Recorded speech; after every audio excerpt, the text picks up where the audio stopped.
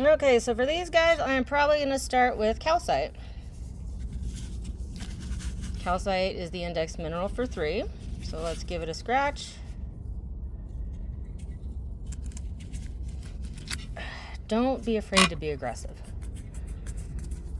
Now, this is kind of weird calcite. I wish I had some of my own. I bought it online. It's got kind of a weird coating. As you can see, there seems to be a scratch. It does leave a powder too, but I would say, yeah, that's scratched. I mean, that's actually a pretty good example. Now let's take our penny, which is 3.223, and try to give it a scratch with this as well. Just find a spot on the penny. We'll go right there. Scratch it. All right, so I was right next to the head there, see? And it did, in fact, scratch. Yep, it scratched pretty easily, actually. So now we're looking at 3.22. I mean, most people just say 3.5. So that's what we're going to go with that. So we are up to 3.5, because it did scratch the penny. Now we're going to use fluorite, which is the index mineral for 4. And see if it scratches. And I'll show you something else too. Okay, ready? And don't be afraid to be. You know, it didn't do it as easily as I would have thought. It did, but it wasn't very easy, interestingly. I would have expected it to do it more easily than that. Okay, there we go. There we go. And as you can see, yes, in fact, fluorite does scratch it, which would mean that this has a hardness of 4 or less. So when you're doing mineral to mineral, this is a really important point. They can scratch each other at the same hardness. So when the fluorite at an index of 4 scratches our unknown piece, that means the unknown piece is either less than 4 because it was scratched, or it can be 4, which would be equal to fluorite on the 4 of the hardness scale. The other thing you can do is you can reverse it. So we can take our unknown piece here and we can scratch the fluorite.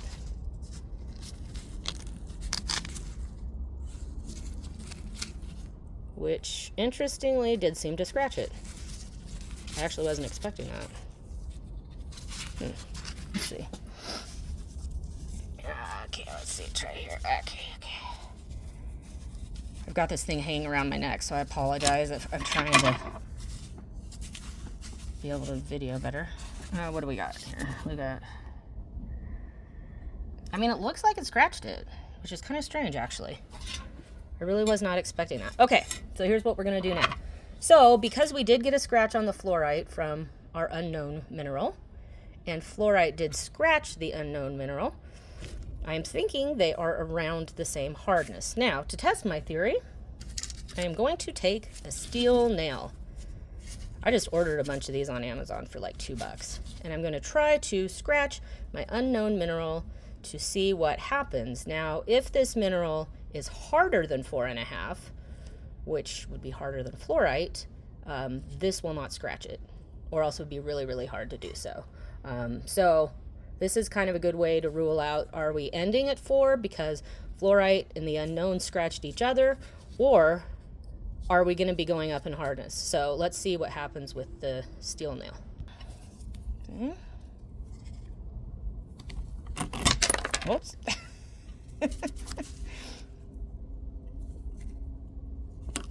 Oh.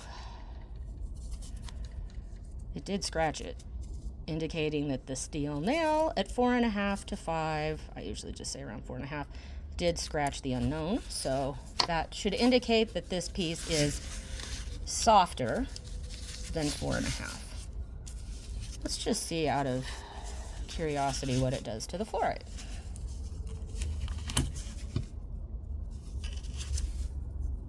Yes, it did scratch it.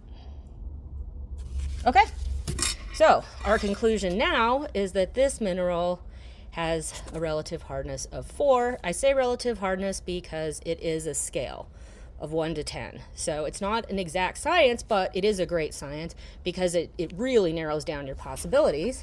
For instance, we come over here to our little chart and see what we have in that range. This is not the most comprehensive chart. It's just one I brought up. So we're looking fluorite. Blue John is also fluorite. Oh, this is a very, very limited list. Let's check out something else. All right, so I'm going to get on my tablet and look at my own documents because those weren't very good. So this is going to also give you an idea of the kind of reference documents I have that I've talked a lot about that you get. Oh gosh, the dogs are barking. As a subscriber. Streak and hardness. Let's check that out. I think this is the cheat sheet I just did today. That's not very comprehensive. All right, I'm going to search.